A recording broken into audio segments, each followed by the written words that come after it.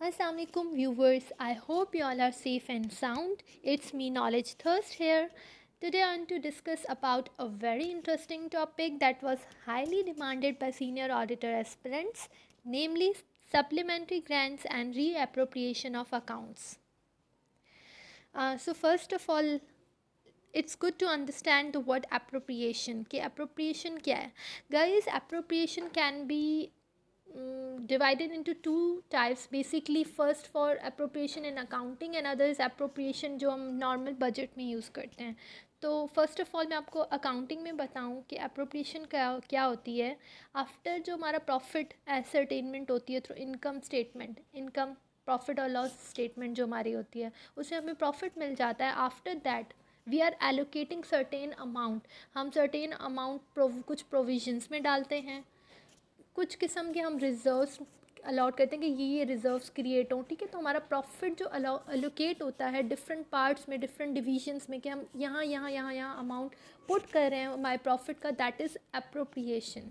Means setting aside money for a particular purpose. किसी ख़ास मकसद के लिए हम मनी को अलग से रख रहे हैं, वो अप्रोप्रिएशन है हमारी.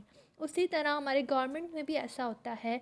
ईच ईयर हमारी जो भी सारी मिनिस्ट्रीज़ होती हैं, हमारी डिफेंस मिनिस्ट्री, एजुकेशन की, कल्चर की, टूरिज़म, इन्वायरमेंट की, आपके ट्रेड के, कोई भी हमारी जो सारी की सारी फॉरेन अफेयर की मिनिस्ट्री हो गई, वो सारे के सारे उनको अमाउंट चाहिए होता है, पैसा चाहिए होता है. ज़ाहिरी बात है अपने स्मूथली रन करने के लिए अपने प्रोजेक्ट्स को, अपने एक्सपेंसेस को. तो क्या होते हैं ईयरली हर साल ये होता है कि वो अपनी एस्टिमेट्स देते हैं कि हमारे डिपार्टमेंट या हमारे पर्टिकुलर स्कीम के लिए इतना इतना खर्चा होगा, और वो मिनिस्ट्री ऑफ फाइनेंस के पास जाता है. मिनिस्ट्री ऑफ फाइनेंस क्या करती है, फर्दर जो है अप्रूवल करवाती है वो पार्लियामेंट में, तो वो अप्रूव हो जाता है. तो इस चीज़ को जो हमारा पब्लिक फ़ंड्स हैं, जो हमारे फेडरल कंसोलिडेटेड फ़ंड में हमारे मौजूद होते हैं. फेडरल कंसोलिडेटेड फ़ंड हमारा वही होता है जिसमें हमारी सारी बेसिकली जो हमारी कॉम का पैसा है वो उसमें जमा किया जाता है, जो हम लोग टैक्सेस के थ्रू कलेक्ट कर रहे हैं या हमारे डिफरेंट सोर्सेज हैं रेवेन्यू के, और जो हमारे लोन्स वगैरह हम फॉरेन से ले रहे हैं, वो सारी चीज़ें हमारे फेडरल कंसोलिडेटेड फ़ंड में आती हैं. तो हम उसे ऐसे यूटिलाइज़ नहीं कर सकते. उसके लिए हमेशा क्या होती है, एक बजट बनती है, बजट में अप्रूवल होते हैं, उसके बाद हर मिनिस्ट्री उस चीज़ को, उस पर्टिकुलर फ़ंड को यूज़ कर सकती है. तो उस चीज़ को हम कहते हैं अप्रोप्रिएशन. जब उस पूरे फेडरल कंसोलिडेटेड फ़ंड में से थोड़ा थोड़ा अमाउंट एलोकेट होता है पर्टिकुलर डिपार्टमेंट के लिए, उसको हम क्या बोलते हैं, अप्रोप्रिएशन. और अप्रोप्रिएशन यहाँ पे है कि उस किस हिसाब से यूज़ हो रहा है वो उसकी डिटेल पे डिपेंड करता है. सम टाइम्स कुछ जो मिनिस्ट्रीज़ या कुछ डिपार्टमेंट्स होते हैं वो एंटायर अपने डिपार्टमेंट का फ़ंड बता देते हैं कि हमें इतना फ़ंड चाहिए, हमें इतना एलोकेट कर दो. ठीक है, sometimes they are not getting the fund for the whole department. वो एक स्पेसिफिक प्रोग्राम इंट्रोड्यूस कर रहे होते हैं या कोई न्यू स्कीम, तो वो उसके लिए भी फ़ंड लेते हैं. तो ये डिपेंड करता है कि अप्रोप्रिएशन किस टाइप की है, वो हमारी डिटेल्स पे डिपेंड करता है कि डिपार्टमेंट क्या प्रेफर कर रहा है. Appropriation typically provide spending authority for single fiscal year. जो हमारी अप्रोप्रिएशंस यानी एलोकेशन होती हैं फ़ंड्स की एक पर्टिकुलर हेड्स में, पर्टिकुलर डिपार्टमेंट्स में, वो हमारी यूजुअली 1 ईयर के लिए होती हैं. बट हमारा एक और टाइप्स होती हैं परमानेंट अप्रोप्रिएशंस और स्टैंडिंग अप्रोप्रिएशंस. ये हमारी अप्रोप्रिएशंस जो है हमारे 2-3 ईयर्स के लिए भी हो सकती हैं. Now let's discuss about supplementary and excess demands. Supplementary और एक्सेस डिमांड्स के बारे में लिखा गया है कि if any financial year it is found. एक तो हमारा बजट बन गया, हमारी अप्रोप्रिएशन सेट हो गई, हमारा अप्रूवल मिल गया. अब कॉम्पिटेंट अथॉरिटीज़ हमारी जो थी पर्टिकुलर मिनिस्ट्रीज़ की, उनके पास पैसा गया, अब वो आहिस्ता आहिस्ता सबको पैसे दे रही हैं. ठीक है, अब लेकिन एक फाइनेंशियल ईयर अगर हमें ये फाउंड होता है that amount to be authorise to be expended for particular service for a current financial year is insufficient. अगर हमें लगा जो हमारा ऑलरेडी अमाउंट अथोराइज़ किया गया था, ठीक है, हमारे किसी पर्टिकुलर एक्सपेंडिचर के लिए, वो इनसफिशेंट यानी कम पड़ गया. क्योंकि कब हमारी ये तो एस्टीमेट्स पे डिपेंड करता है ना, हमारा कंफर्म तो नहीं है कि जो एस्टीमेट्स लगाई हुई हैं उससे कम ज़्यादा ना हो. समटाइम्स ऐसी सिचुएशन आ जाती है कि जो हमारी एस्टिमेट्स होते हैं या तो उससे ज़्यादा भी खर्चा हो जाता है या कम भी हो जाता है.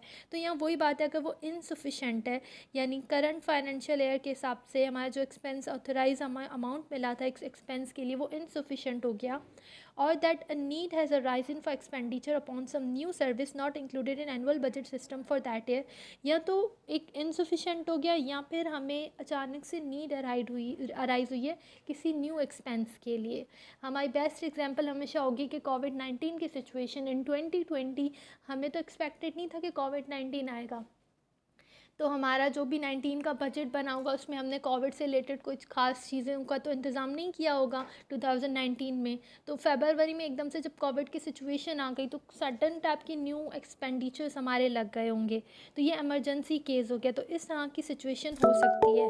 Be that any amount has been spent on any new service during a financial year in excess of amount granted for that service for that year. अब कह रहे हैं या फिर हमें क्या हुआ कि कोई भी अमाउंट, ठीक है, हमें एक सर्विस पे बोला गया था कि इतना अमाउंट स्पेंड करना है, हमने उससे एक्सेस में अमाउंट स्पेंड कर दिया। ये दो सिचुएशंस बता दी। एक सिचुएशन में अगर हमारी करंट फाइनेंशियल ईयर का जो ऑथोराइज अमाउंट है उससे इनसफिशेंट पड़ गया, कम पड़ गया, या फिर कोई न्यू सर्विस के लिए हमें लगाना पड़ा पैसा। और दूसरा पॉइंट क्या हो गया, हमारा जो एक्चुअल ऑथोराइज अमाउंट था उससे ज़्यादा हमने एक्सपेंड कर दिया। तो इन केसेस में क्या होता है, the federal government has a power to authorise expenditure from federal consolidated fund whether the expenditure is charge upon the fund और not shall cause to be let down before the National Assembly a supplementary budget statement as the case may be an excess budget statement setting out amount of the expenditure। अब ये कह रहे हैं कि federal government को ये power होती है कि वो ऑथोराइज एक्सपेंडिचर से ज़्यादा, ठीक है, अब उनके पास इतनी पावर है कि अगर एक्स्ट्रा एक्सपेंडिचर हो रहा है तो उनके पास ये पावर है कि वो उनको उनमें से फेडरल कंसोलिडेटेड फंड में से extra amount they they. Weather the expenditure is charge upon fund, अच्छा ज़रूरी नहीं है कि वो फेडरल कंसोलिडेटेड फंड से ही निकाला जाए, हमारे पास एक अपना और पब्लिक अकाउंट और कंटीजेंसी अकाउंट्स भी गवर्नमेंट के होते हैं। So it's not always necessary कि सिर्फ और सिर्फ फेडरल हमारा जो कंसोलिडेटेड फंड है वहाँ से अमाउंट निकले, समटाइम्स हमारे कुछ और अकाउंट से भी निकल सकते हैं। तो ये कह रहे हैं हमेशा जब भी ऐसा कोई केस हो तो हमें क्या करना पड़ता है, एक अगर हम सप्लीमेंट्री यानी सप्लीमेंट्री ग्रांट्स ले रहे हैं तो हमें सप्लीमेंट्री बजट स्टेटमेंट जो है नेशनल असेंबली को प्रेजेंट करनी पड़ती है। और अगर हम एक्सेस ले रहे हैं, ठीक है, अमाउंट हमने एक्सेस खर्च कर लिया है तो हमें एक्सेस बजट स्टेटमेंट प्रेजेंट करनी पड़ती है। Supplementary in excess and demands for grants and appropriations, यहाँ पे ये है कि supplementary demand for grants and appropriations are laid on before national assembly in terms of article 84 of constitution of Pakistan. अब ये हमसे किस में आ सकता है कि किस कॉन्स्टिट्यूशन ऑफ पाकिस्तान के किस आर्टिकल के हिसाब से हमें ये परमिट किया गया है कि अगर हमारे कोई एक्स्ट्रा सप्लीमेंट्री डिमांड्स हो रही हैं ग्रांट्स वगैरह की तो हम वो हमारे नेशनल असेंबली को प्रेजेंट कर सकें according to article 84। Supplementary demands for grants and appropriation represent expenditure which could not be met for within the budgeted allocations under various demands and appropriations and pertain to current or previous financial years। अब यही वो यहाँ पे further clarify किया गया कि supplementary demands क्या होती हैं, जब हमारा बजटेड एलोकेशंस की हुई थी उससे ज़्यादा अमाउंट हमें स्पेंड करना पड़ता है या हमें ज़्यादा ज़रूरत पड़ जाती है, उसको हम क्या बोलते हैं, supplementary demand for grant and appropriations.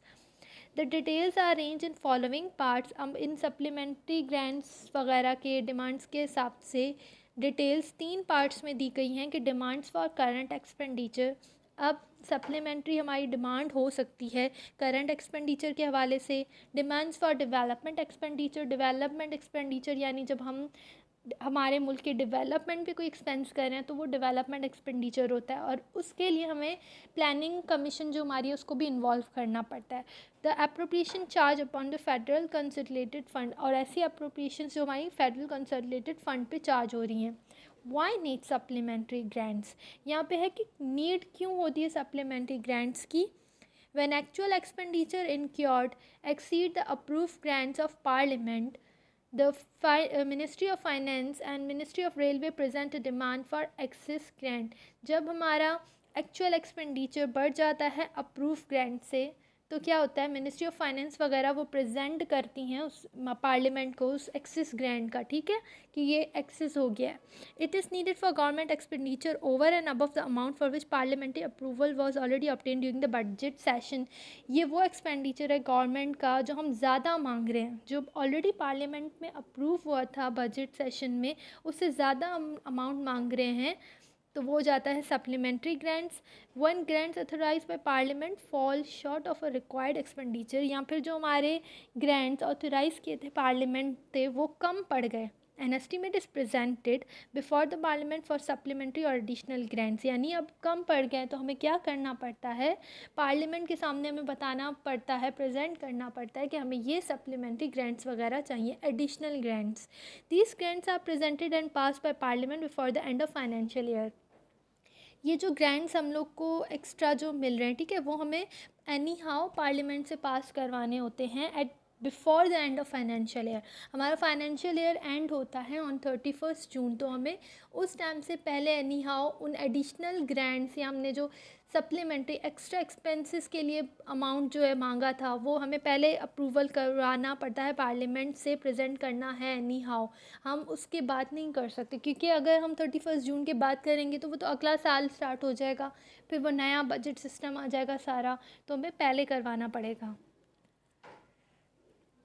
Types of supplementary grants appearing in the compilation is as under. अच्छा, सप्लीमेंट्री ग्रांट्स की 3 टाइप्स होती हैं। Number 1 the technical supplementary grants, number 2 the token supplementary grants, और थर्ड होता है regular supplementary grants. अब ये MCQs में भी आ सकता है कि how many types of supplementary grants, so there are 3 types of supplementary grants, और उनकी टाइप्स को फर्दर बताया हुआ कि टेक्निकल होती है, टोकन होगी और रेगुलर होगी। So let's discuss the first one, that is technical supplementary grants. अब इसमें further 3 चीज़ें आती हैं, हम उनको डिस्कस करते हैं। सबसे पहले A, to meet the additional expenditure for a particular purpose by surrendering the equivalent amount from savings under other grants.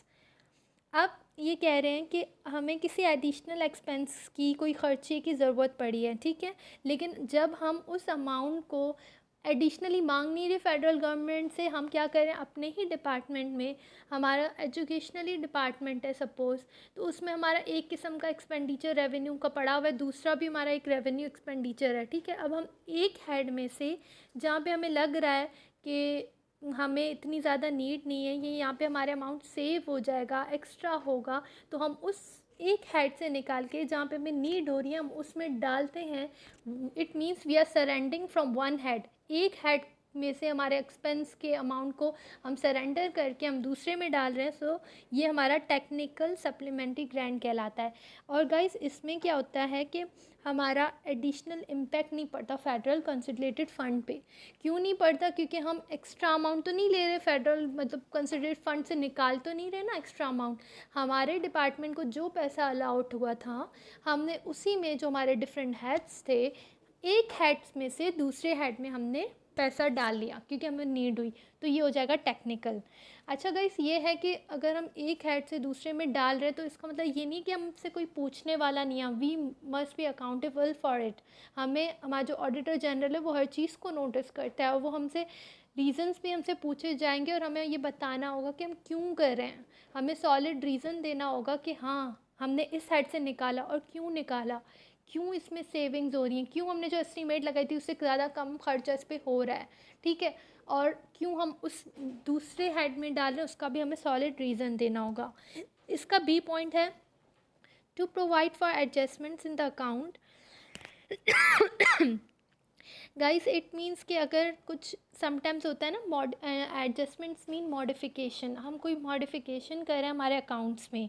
The supplementary grants are on the book entry having no cash effects. हम कोई modification कर रहे हैं accounts में अपने accounts को adjust करने के लिए, तो ये एक बुक एंट्री है, इसका कोई कैश इफ़ेक्ट नहीं पड़ेगा, तो ये टेक्निकल सप्लीमेंट्री ग्रांट में आता है। Third, supplementary grant against foreign add grant are received additionally in the year, technical in nature only to the extent that it does not add to the bank borrowing।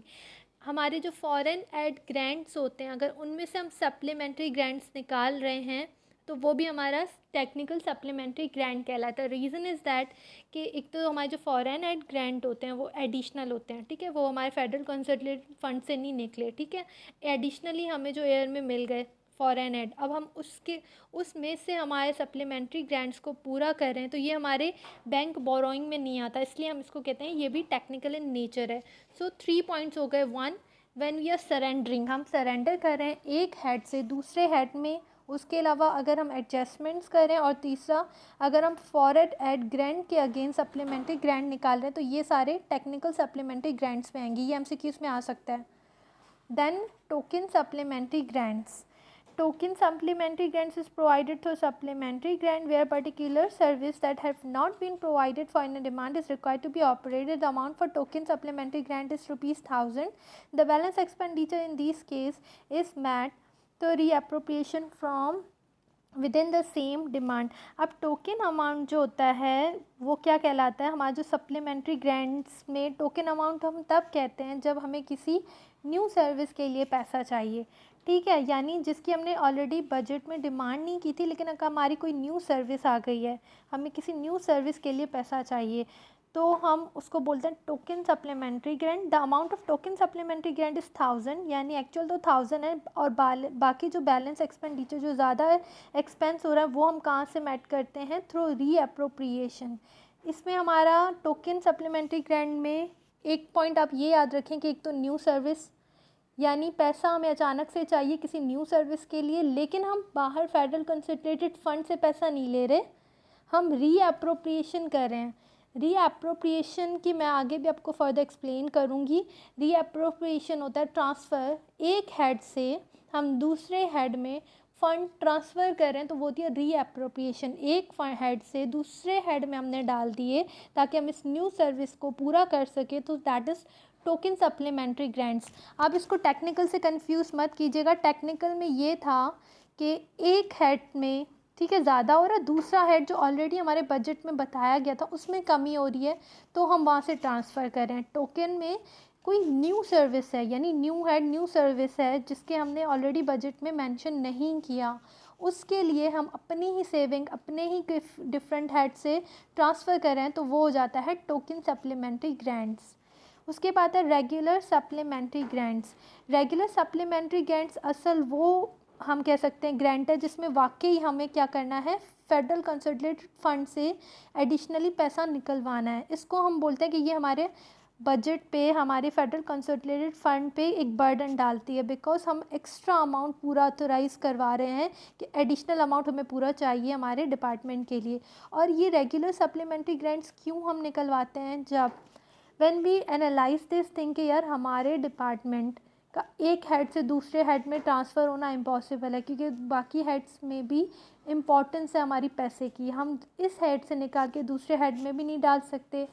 या फिर हम लोग देखते हैं चलो उस हेड्स को छोड़ो, हम किसी दूसरे डिपार्टमेंट से बात करें पर दूसरे डिपार्टमेंट से भी हमारे लिए फ़ंड्स नहीं, जो है क्या कर सकते हैं, हमारे नहीं मिल पा रहे, यानी दूसरे जो हमारे डिपार्टमेंट है वहाँ पर भी पैसा पूरा है. अब हमारी मजबूरी है कि हम कहीं से एडजस्ट नहीं कर पा रहे, हम कहीं से ट्रांसफ़र नहीं कर पा रहे, तो हमें क्या करना पड़ता है, फाइनली फेडरल कंसोलिडेटेड फंड से एडिशनल निकालना पड़े, वो हो जाता है regular. The category is meant to provide funds for expenditures. अच्छा, ये जो रेगुलर सप्लीमेंट्री ग्रांट्स क्यों निकलते हैं, ये इसलिए निकलते हैं कि समटाइम्स कोई इमरजेंसी और कंटीजेंट सिचुएशन हो जाती है. फॉरसीन नॉट फॉरसीन, ऐसा इवेंट जो हमने सोचा भी नहीं था, ठीक है, एक्सपेक्टेड नहीं था, ऑल ऑफ द सडन वो चीज़ आ गई, तो वो हमारी हो जाती है सप्लीमेंट्री ग्रांट्स. अब हमारी, मैं रिसेंटली बताती हूँ कि इसी साल रिसेंटली हमारे रेगुलर ग्रांट्स जो हुए थे हेल्थ सर्विस पे निकले थे, और इतना ज़्यादा बिलियंस में अमाउंट जो है हमारा रेगुलर सप्लीमेंट्री ग्रांट्स के लिए लिया गया. और वो क्यों लिया गया, क्योंकि हमारे पता नहीं कितने, हम मिलियंस में अमाउंट देखा जाए तो हमें वैक्सीनेशंस मंगवानी पड़ी, वैक्सीनेशन के लिए पे करना पड़ा कोविड के लिए. उसके अलावा इक्विपमेंट्स और मेडिसिन्स कुछ चाहिए थे कोविड के लिए, और उसके अलावा इस्लामाबाद वगैरह में कहीं पे जो हमारी ये आइसोलेशन की हॉस्पिटल्स बनी, तो उसके लिए कितना ज़्यादा अमाउंट चाहिए था एक न्यू सर्विस के लिए, जो हमने सोचा भी नहीं था ना. कंटीजेंट सिचुएशन थी, एक अचानक से प्रॉब्लम आ गई जिसके लिए एनी हाउ में भी पैसा चाहिए. तो इस सिचुएशन में हम लोग क्या करते हैं, रेगुलर सप्लीमेंट्री ग्रांट्स को अलॉट करते हैं और यूज़ करते हैं. अब यहाँ लिखा है all applications for supplementary grants, इसको फर्दर बताएगा should be normally submitted to government so as to reach the Ministry of Finance as far as possible at the latest, or by such other date may be prescribed by Ministry of Finance from time to time. अब ये कह रहे हैं कि अगर हमें supplementary grants चाहिए होते हैं तो हम लोग एप्लीकेशन लिखते हैं. We provide that application to our particular ministry, जो भी हमारी मिनिस्ट्री है. और वो मिनिस्ट्री किसको हमारा ये जो है एप्लीकेशन देती है, मिनिस्ट्री ऑफ फाइनेंस को. और मिनिस्ट्री ऑफ फाइनेंस को डेट उस डेट से पहले देती है जो हमारी प्रेस्क्राइब लिमिट हमें मिनिस्ट्री ऑफ फाइनेंस ने दी होती है. Administrative department should not, however, hold up the application till the date but forward each application to the Ministry of Finance as soon as they become convinced that supplementary grant will be necessary. अब ये supplementary grants directly ministry of finance के पास नहीं जाते. पहले जो भी administrative department है यानी जो उसका हेड है, पहले वो उसके पास जाता है. अब वो एडमिनिस्ट्रेटिव डिपार्टमेंट देखता है कि आया ये जो पर्टिकुलर बोल रहा है कि ये ग्रांट है तो ये क्या ज़रूरी भी है या नहीं, किसी इररेलेवेंट चीज़ के लिए पैसा मांग रहा है. जब वो देख लेते हैं यस या इट इज़ नेसेसरी, तो वो क्या करते हैं, वो अपनी एप्लीकेशन को फॉरवर्ड करते हैं मिनिस्ट्री ऑफ फाइनेंस को. On receipt of an application for a supplementary grant, अब ये कह रहे हैं जब एक दफ़ा एप्लीकेशन रिसीव हो गई सप्लीमेंट्री ग्रांट्स के लिए तो आगे क्या होता है. The ministry of finance will review the position of a grant with reference to known actuals of the year to date and actual and estimates for previous year. अब मिनिस्ट्री ऑफ फाइनेंस जो है वो grants की position देखती है तो वो कितने इम्पॉर्टेंट हैं, ठीक है. और उसके अलावा ये देखती है कि जो एक्चुअल एस्टीमेट्स वगैरह के अभी दिए गए हैं क्या वो उनमें एडजस्ट हो सकता है या नहीं, ठीक है. वो एनालाइज़ करता है कि सम बिल्कुल एडिशनल सम हमें इसके लिए अमाउंट देना चाहिए या नहीं, या फिर कोई ऐसी पॉसिबल एस्टीमेट्स हो सकती है जहाँ से हम लोग जो है कंपनसेट उसको करें. If after this examination ministry of finance concludes that it should be possible to the administrative department to meet the expenditure within the section grant either from normal saving or from special economies or in the last resort by judicious postponements of other expenditure, the administrative authority will be informed and no supplementary demand will be presented to assembly. अब ministry of finance ने एक बार देख लिया कि जो इस particular ministry और department में जो कोई एस्टीमेट्स ऑलरेडी दी गई हैं उनमें से अमाउंट कंपनसेट हो सकता है, कोई रीअप्रोप्रिएशन हो सकती है, या लास्ट ईयर की कोई सेविंग्स हैं उनमें से रीअप्रोप्रिएशन हो सकती है. अगर वो देखेगी कि हाँ यार ये एडमिनिस्ट्रेटिव डिपार्टमेंट अपने एक्सपेंस को मीट कर सकता है इन एस्टीमेट्स से अपनी जो इसकी ऑलरेडी हैं, तो वो क्या करेगी, सप्लीमेंट्री ग्रांट की परमिशन नहीं देती. वो उनको बोल देती है that you have to adjust within from the savings और स्पेशल इकोनॉमीज में से आप, ठीक है. If, on the other hand, Ministry of Finance consider that supplementary grant will be necessary, a demand will be placed before the Assembly as soon as possible.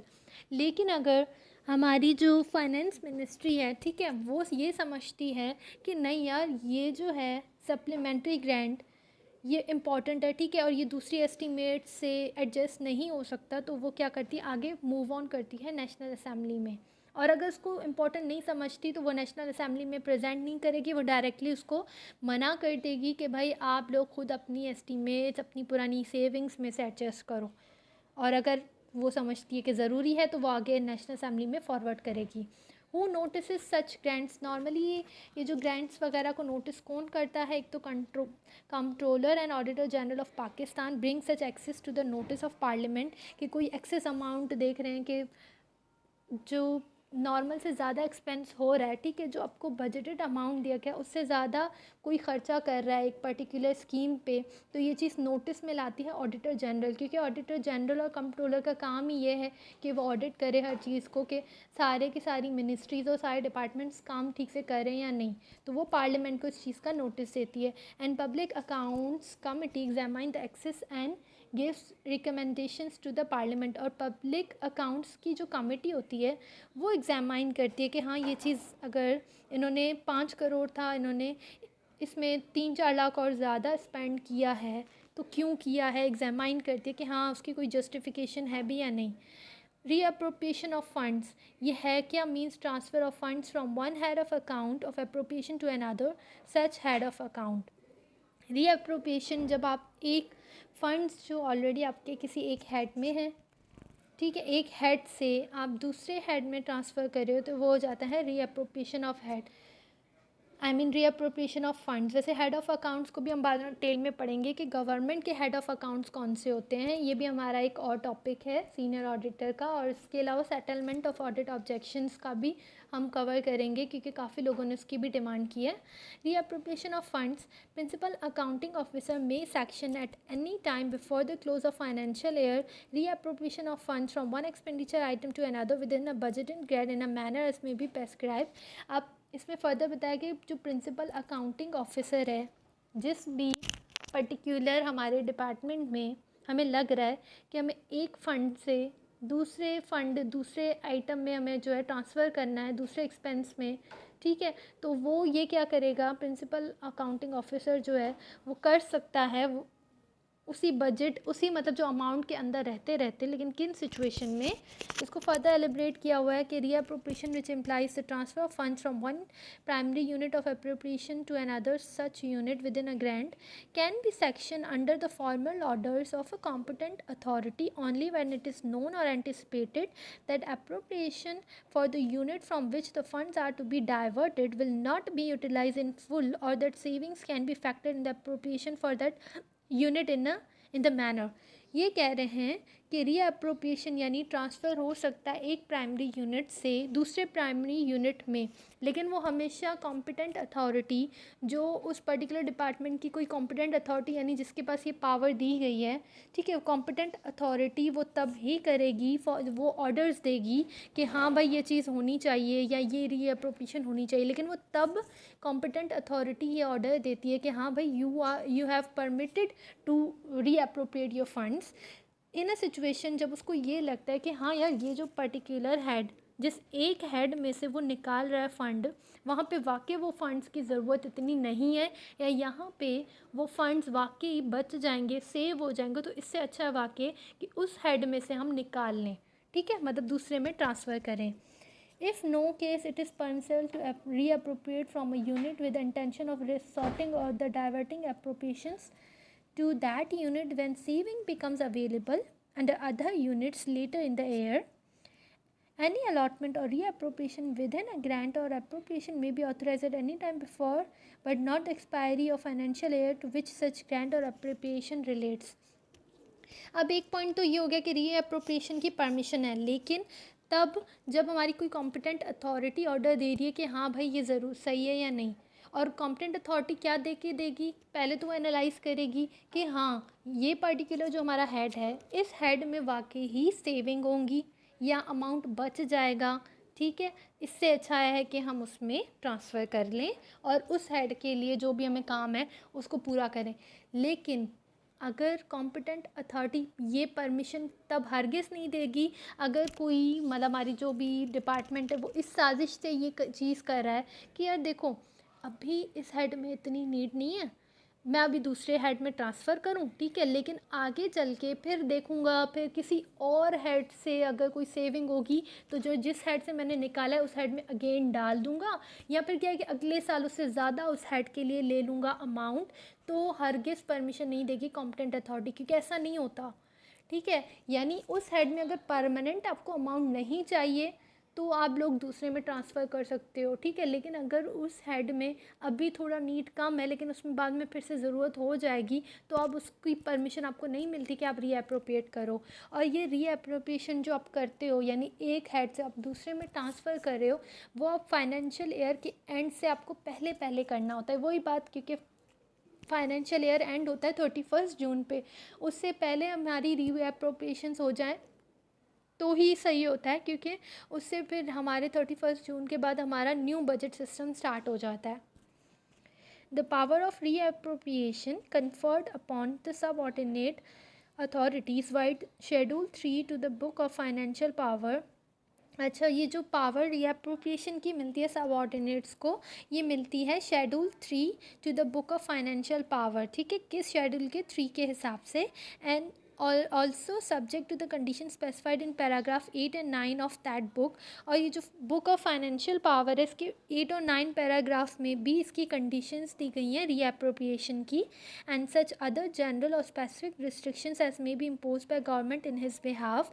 और इसके अलावा कुछ रिस्ट्रिक्शंस अगर गवर्नमेंट ने और भी दी हुई हैं तो उसके हिसाब से, क्योंकि समटाइम्स रीअप्रोप्रिएशन की कुछ रिस्ट्रिक्शंस होती हैं कि हम कम समटाइम इस अकाउंट से, कोई पर्टिकुलर अकाउंट होता है उससे दूसरे हेड में नहीं डाल सकते, ये गवर्नमेंट ने सपोज़ मना किया हुआ है। तो हमें रीअप्रोप्रिएशन से पहले एक तो 8 और 9 पैराग्राफ जो हमारे बुक ऑफ फाइनेंशियल पावर है उसमें देखना पड़ेगा कंडीशंस। और उसके अलावा अगर कोई स्पेसिफिक गवर्नमेंट ने परमिशंस जो क्या कहते हैं रिस्ट्रिक्शंस लगाई हैं उनको देखना पड़ेगा। All the cases of reappropriation involve savings of more than ₹10 lakh for plan heads relating to ministries as a whole world would have to be referred to the Ministry of Finance for decision giving detailed justification in support of the proposal। अब ये कह रहे हैं reappropriation जिसमें आपने क्या किया है तकरीबन 10 लाख की सेविंग्स, ठीक है, या 10 लाख से ज़्यादा, आप समझ रहे हैं, यानी आपने एक हेड से दूसरे में ट्रांसफ़र करे लेकिन वो 10 लाख से ज़्यादा आपने सेविंग कर ली एक हेड में और आप फिर उसको दूसरे में ट्रांसफ़र करना चाह रहे हो तो आपको उसकी डिटेल जस्टिफिकेशन देनी होगी कि how such saving has happened, किस तरह से, किस वजह से और ये इतनी ज़्यादा सेविंग हुई है। एक सेक्शन 70A के हिसाब से where revised estimates of expenditure for a current financial year exceed the sanctional grant, it should be clearly stated whether the increase has been authorized by competent authority and if so, attested copies of relevant orders should be appended to the estimates। अच्छा, यहाँ थोड़ा सा procedure बताया हुआ है कि जब हमारी जो रिवाइज एस्टीमेट्स, यानी हमने अपनी एस्टीमेट्स को रिवाइज़ किया है एक्सपेंडिचर, ठीक है, और वो हमारे सेक्शन ग्रांट जो हमें ऑलरेडी सेक्शन किया था उससे ज़्यादा है तो हमें क्या करना पड़ता है हमेशा, it whether the increase has been authorised by competent authority, कि हमें ये क्लियरली स्टेट करना पड़ता है कि हाँ हम जो ये एक्स्ट्रा ग्रांट ले रहे हैं वो कॉम्पिटेंट अथॉरिटी ने अप्रूव किया है। और उसके अलावा हमें उस रेलेवेंट ऑर्डर की कॉपीज़ भी लगानी पड़ती हैं, यानी ज़रूर किसी कॉम्पिटेंट अथॉरिटी ने ऑर्डर दिया होगा, परमिट हमें किया होगा कि हाँ आप आके ग्रांट ले सकते हो, तो हमें उसकी कॉपीज़ एनी हाउ लगानी कर पड़ती हैं, अटैच करनी पड़ती हैं उस पॉइंट के साथ जहाँ पे हम ये रिवाइज एस्टीमेट्स की बात लिखते हैं, ठीक है, एप्लीकेशन देते हैं तो उसके साथ अटेस्टेड कॉपीज़ उन रेलिवेंट ऑर्डर्स की भी लगानी पड़ती है। It is also necessary to indicate how the increase propose to be met. और उसके अलावा में एनी हाउ ये भी बताना पड़ता है कि जो हम इंक्रीज़ कर रहे हैं किसी हेड में, ठीक है, वो किस तरह से मेट होगा, यानी हम किस तरह उस एक्सपेंस का उसको खर्च करेंगे बाय अप्रोप्रिएशन ऑफ सेविंग्स, या तो हम जो कह रहे हैं कि हमें एक्स्ट्रा चाहिए वो हमारी रीअप्रोप्रिएशन से होगा। रीअप्रोप्रिएशन का मतलब मैंने ऑलरेडी बताया था कि हमने एक हेड में सेविंग्स की और उसके थ्रू हमने उस सेविंग में से जो हमारा बच गया हम दूसरे में हेड में लगा रहे हैं, या फिर सप्लीमेंट्री ग्रांट, या फिर हम टोटली एडिशनल अमाउंट ले रहे हैं। When the revised estimates are less than authorized grant, अब देखिए रिवाइज एस्टीमेट्स में समटाइम्स ये भी होता है कि जो हमने ऑथराइज ग्रांट लिया था, ठीक है, यानी हमने 5 करोड़ लिया लेकिन हमारा जो है 4 करोड़ जो 50 लैक्स तकरीबन अमाउंट हुआ, बाकी हमारे जो 50 लैक्स है वो बच गए, ठीक है, यानी वो सेविंग्स हो गई, हमारे ऑथराइज अमाउंट से हमने कम किया है, तो हमें रीज़न बताना पड़ेगा कि why we are saving this amount.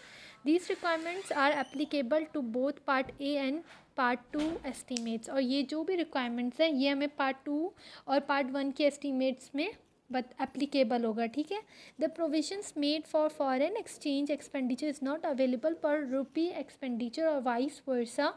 No reappropriation is permissible between the provision for rupees and foreign exchange expenditure। This should be kept in view while framing the estimates for rupee as well as foreign exchange requirements। अब ये कह रहे हैं कि आप reappropriation नहीं, मैंने आपको ऑलरेडी बताया कि समटाइम्स कुछ रीअप्रोप्रिएशंस आपको अलाउ नहीं होती। अब इसमें से एक एप्रोप्रिएशन ये भी होती है कि एक एक्सपेंडिचर था कैपिटल, उसमें से आपने रीअप्रोप्रिएशन कर दी रेवेन्यू एक्सपेंडिचर में, तो ये भी अलाउ नहीं होता, ठीक है, रेवेन्यू से रेवेन्यू में जाएगी, कैपिटल से रेवेन्यू में नहीं जाती। उसी तरह से यहाँ पे एग्जांपल दी गई है कि जब आपकी पाकिस्तानी रुपये है, ठीक है, आपका कोई रुपये का एक्सपेंडिचर है, आप उस पाकिस्तानी रुपी के वो ट्रांसफ़र नहीं कर सकते फ़ॉरेन एक्सचेंज एक्सपेंडिचर में, या कोई फ़ॉरेन एक्सचेंज का, हमारे फ़ॉरेन एक्सचेंज की डीलिंग्स थी, उसका कोई एक्सपेंस था, हमने वो पाकिस्तानी रुपीज़ नॉर्मल जो हमारे पाकिस्तान का एक्सपेंडिचर था उसमें ट्रांसफ़र किया, तो ये अलाउ नहीं है। ये भी MCQs में आ सकता है। An application for additional appropriation of funds should ordinarily be supported by statement in the form GFR। अच्छा, जो भी हम एप्लीकेशन देते हैं एडिशनल अप्रोप्रिएशन की, कि हम लोग ये एक्स्ट्रा अमाउंट ले रहे हैं, ठीक है, फ़ंड हमें चाहिए, तो वो किस स्टेटमेंट से सपोर्ट होता है? जनरल फाइनेंशियल रूल्स से हम उसको सपोर्ट करते हैं कि देखें according to general financial rules ये हमें ये परमिट की गई है कि हम इस चीज़ से उसमें एडिशनल जो है अमाउंट ट्रांसफ़र कर सकते हैं, और अदर स्पेसिफिक फॉर्म में भी ऑथोराइज बाय डिपार्टमेंटल रेगुलेशंस, या कोई अदर फॉर्म जो हमारा पर्टिकुलर डिपार्टमेंट बोल रहा है कि इस फॉर्म को भी आपको अटैच करना पड़ता है, इस फॉर्म को भी आपने लगाना पड़ता है जब आप रीअप्रोप्रिएशन कर रहे हो। Showing how the excess is propose to be made, उसके आपको ये भी ज़रूर शो करना होता है कि जो एक्सपेंस आप करने वाले हो, आप एक्स्ट्रा ले रहे हो, रीअप्रोप्रिएशन कर रहे हो, उसको कैसे मेट करोगे। आप अपनी मर्ज़ी नहीं चला सकते, आपको सॉलिड रीजंस देने होंगे, सॉलिड जस्टिफिकेशन देनी होगी। In all order sanctioning reappropriation the reason for saving an excess of ₹100 or over the primary units affected should be invariably stated. अब ये कह रहे हैं जो भी ऑर्डर्स हो रहे हैं रीअप्रोप्रिएशन के, चाहे अब रीअप्रोप्रिएशन दो टाइप के हो रहे हैं ना, एक तो आपका या तो एक्सेस हो रहा है या आपकी सेविंग हो रही है, ठीक है, वो जो भी हो रहा है केस आपको क्लियरली स्टेट करना होगा, क्लियरली मेंशन करना होगा कि क्यों हो रहा है, किस हिसाब से हो रहा है, ये कैसे मैट होगा। The authority sanctioning the appropriation should endorse a copy of order to accountant general concern. अब ये भी है MCQs में कि कौन सी जो अथॉरिटी सैंक्शन कर रही है, यानी हमारी अप्रोप्रिएशन के लिए अलाउ कर रही है, ऑर्डर दे रही है, तो उसकी जो ऑर्डर की कॉपी थी वो हमें किसको देनी होती है? अकाउंटेंट जनरल को भी जमा करवानी होती है। Copies of order affecting expenditure in England should also be communicated to Director of Audit or Accounts to the Ambassador of Pakistan। कोई भी copies of orders जो हमारे expenses हो रहे हैं इंग्लैंड में या कहीं भी और हमारे expenses हो रहे हैं, तो क्या उसको भी हमें any how director of auditor, ठीक है, या जो हमारा एम्बेसडर है पाकिस्तान से, उससे कम्युनिकेट करना पड़ता है, क्योंकि जो हमारे एक्सपेंसेस भले हम कहीं और एक्सपेंसेस उसको कर रहे हैं, उनको भी हमें क्या करना है? इंक्लूड करना है।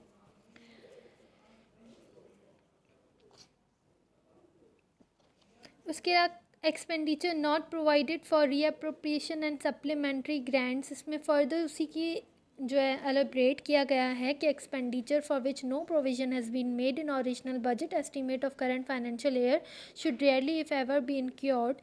It may however be found that an excess is likely to owing to either an unforeseen emergency, second underestimating or insufficient allowance for factor leading to growth of expenditure। कह रहे हैं एक ऐसा एक्सपेंस जो आ गया है और आपको पे करना पड़ रहा है जिसकी ओरिजिनल बजट में एस्टीमेट नहीं थी, तो वो हो सकता है, लेकिन वो उन केसेस में हो सकता है जहाँ पे या तो कोई अनफोर्सिन एमरजेंसी हो, लाइक कोविड हो गया, ठीक है, और अंडर एस्टिमेटिंग, या फिर आप इसको क्लियर मेंशन कर सकते हो कि आपने अंडर एस्टिमेट हुआ है, या इनसफिशेंट अलाउंस, यानी कम पड़ा, इनसफिशेंट, सफिशेंट नहीं है वो अलाउंस आपके उस एक्सपेंस को पूरा करने के लिए, उसकी वजह से हमें एक्स्ट्रा एक्सपेंस करने की ज़रूरत पड़ी है। In the case of an expense of either type, head of department or controlling officer concern should procedures follow.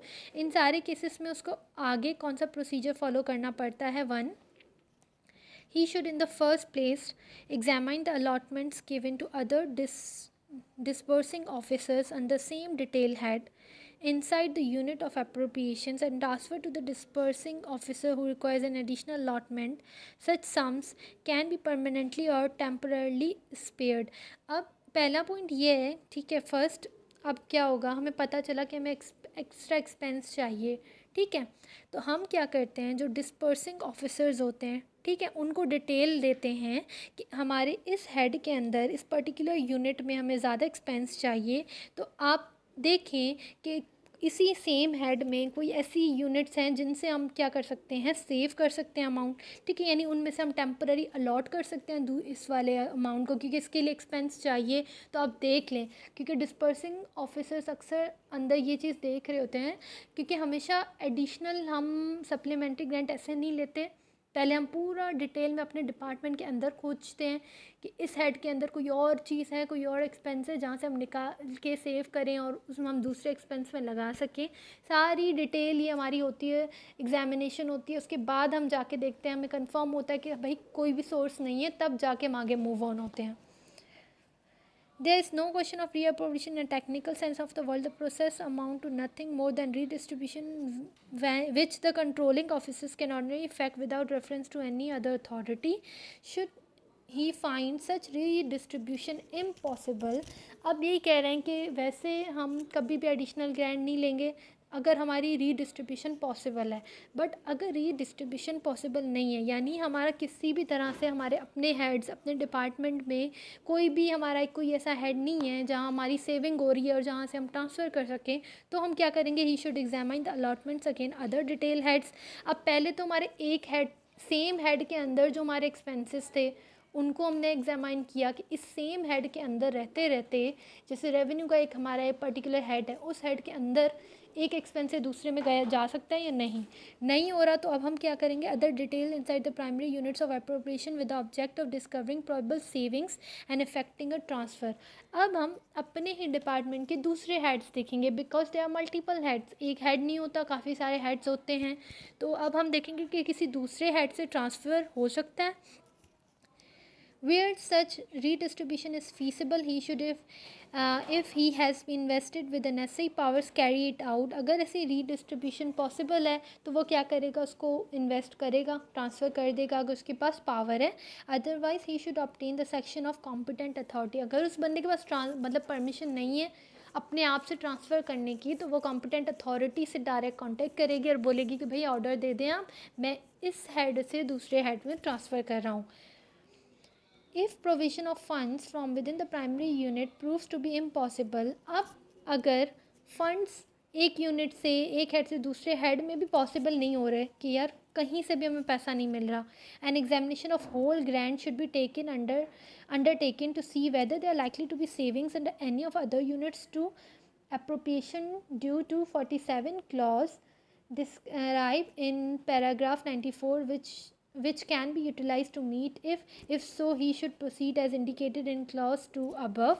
कह रहे हैं ठीक है, अब वो क्या करेगा, पहले तो उन्होंने हेड्स के अंदर देखा, ठीक है, एक ही हेड के अंदर, फिर उसके बाद उसने डिफरेंट हेड्स को देखा। आप कह रहे हैं उन हेड्स के अलावा फॉर एवर जो होल उसको ग्रांट मिला था पूरे डिपार्टमेंट के, वो पूरा उसको फर्दर एग्जामाइन करेगा कि हाँ कहीं से भी कोई सेविंग्स हो रही हैं तो वो उससे मीट करेगा। अगर सेविंग नहीं हो रही तो आगे देखते हैं इसका क्या है। अब applications for supplementary grants under paragraph 19 of GFR be submitted to the Reach Ministry of Finance by 31st May at the latest।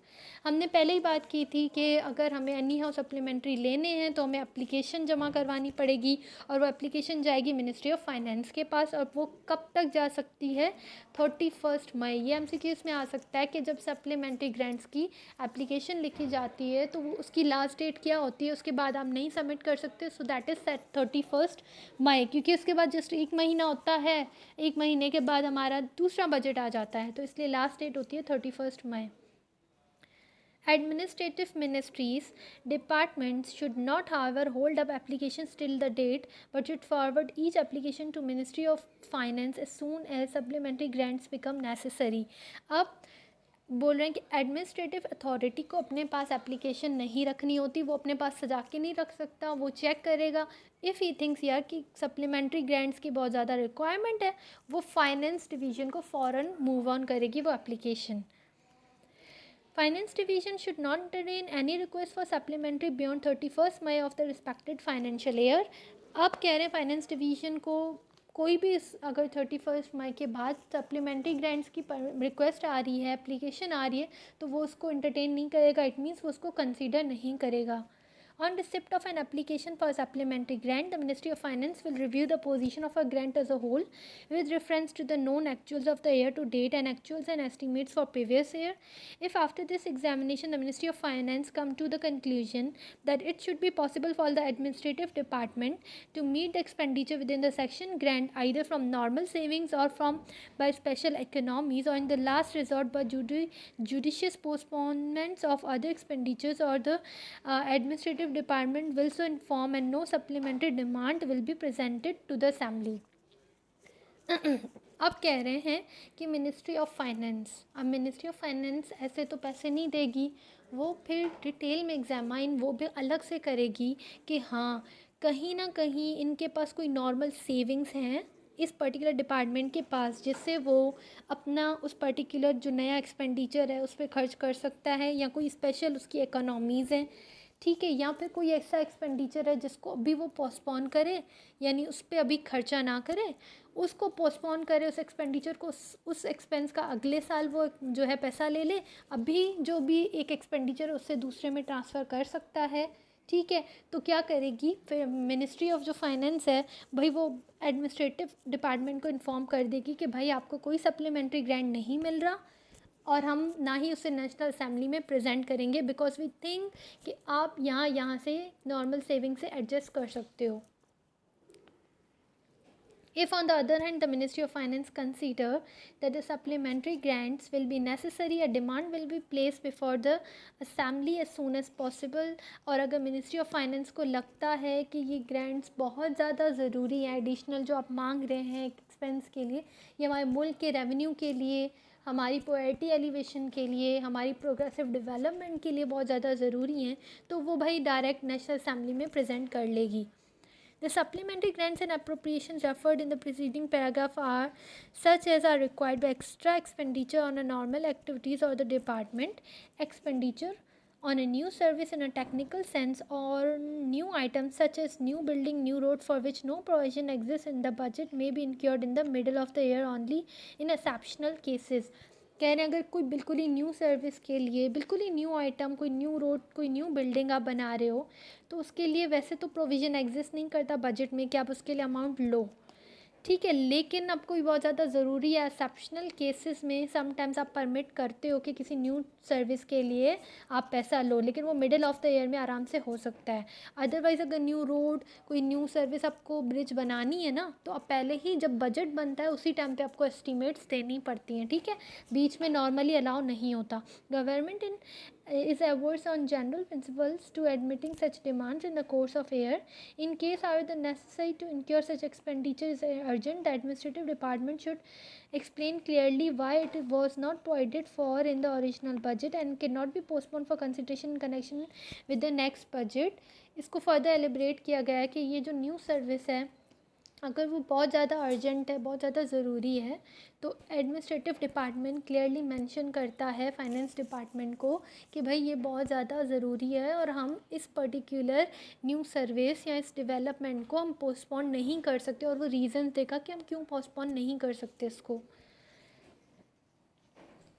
The Ministry of Finance is satisfied on these points will consider whether it would not be reasonable to ask the department concerned to curtail its other expenditures so as to keep the total within the grant. Ordinarily, no new service or item will be accepted by Ministry of Finance unless the department concerned can guarantee that the extra expenditure will met for normal saving.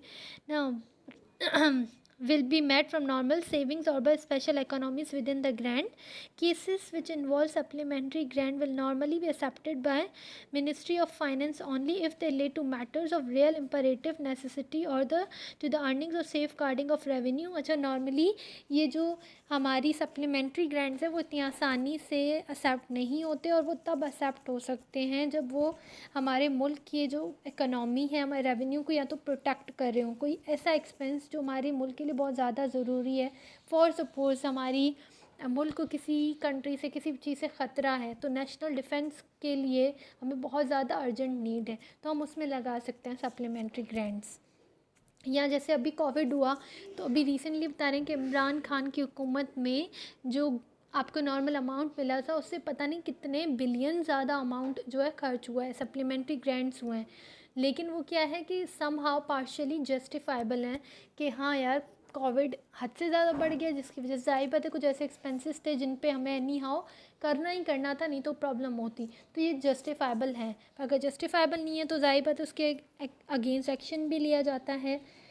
In such cases, demand for supplementary grant or for token a grant in respect of new service, if the expenditure can be met by reappropriation, will be presented to the legislature as soon as practicable after the need arises. अगर कह रहे हैं कि new service, मैंने आपको already बताया था कि टोकन ग्रांट वो होता है जिसमें हमें न्यू सर्विस के लिए क्या करना होता है, एक्सपेंडिचर को मैट करना होता है, लेकिन वो रीअप्रोप्रिएशन के थ्रू होता है. हमने 3 टाइप्स पढ़ी थी.